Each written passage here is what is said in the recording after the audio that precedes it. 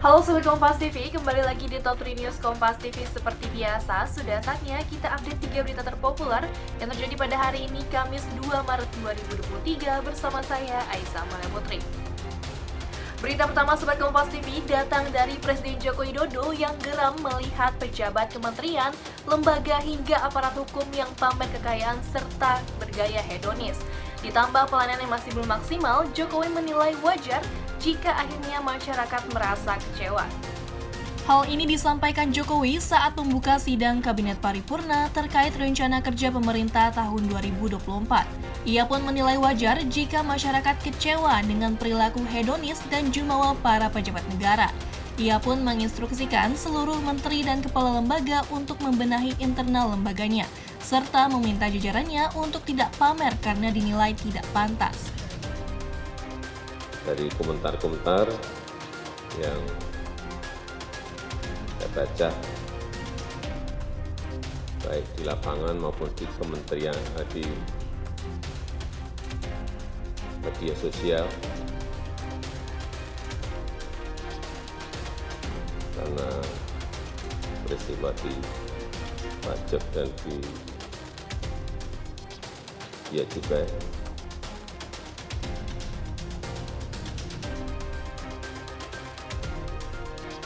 Saya tahu betul mengikuti kekecewaan masyarakat terhadap para kita, para pemerintah.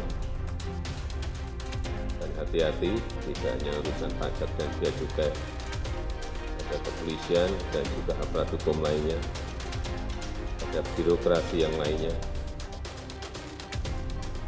Di Reskrimum Polda Metro Jaya, Kombes Pol Hengki Haryadi menyatakan status saksi AG naik menjadi pelaku dalam kasus penganiayaan David Ozora.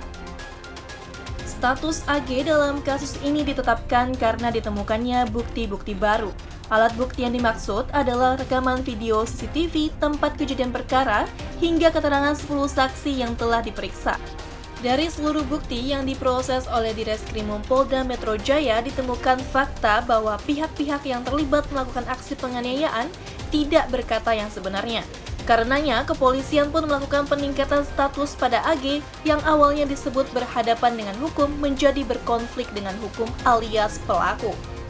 Terjadi peningkatan status terhadap AG yang tadinya adalah anak yang berhadapan dengan hukum berubah menjadi anak yang berkonflik dengan hukum, ya, ataupun anak. Jadi kalau di Undang-Undang Pidana tidak boleh disebut tersangka. Mengapa terhadap peningkatan status ini membutuhkan waktu yang lama? Kami harus mengikuti prosedur yang diatur dalam Undang-Undang Pidana. Berita yang terakhir Sobat Kompas TV, Menko Polhukam Mahfud MD menyebut Rafael Aluntri Sambodo bisa dijerat pasal tindak pidana pencucian uang atau TPPU jika memang terbukti.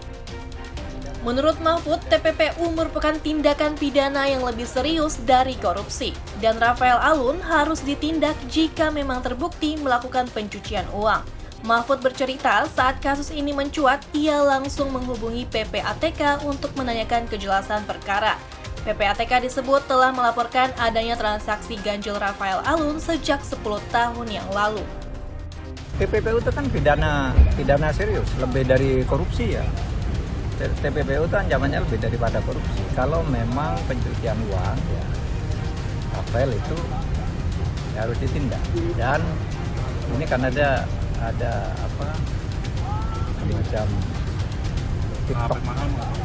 TikTok nyenyer dan bodoh gitu. Dikatakan begini, itu Pak Mahfud tuh sudah tahu 10 tahun lalu Rafael dilaporkan pencucian, kok baru lapor gitu. Itu kan TikTok bodoh ya. 10 tahun lalu saya nggak tahu, saya bukan Menko Polhukam.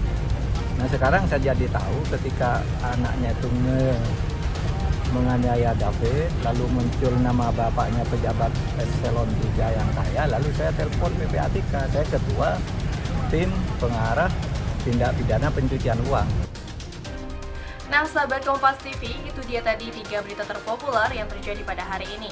Sudah saatnya saya Aisyah Amalia Putri pamit undur diri. Jangan lupa untuk berikan like, komen, dan share video ini ya. Sampai jumpa di Top 3 News Kompas TV berikutnya.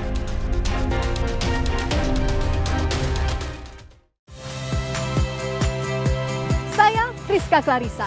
Saksikan program-program Kompas TV melalui siaran digital, pay TV, dan media streaming lainnya.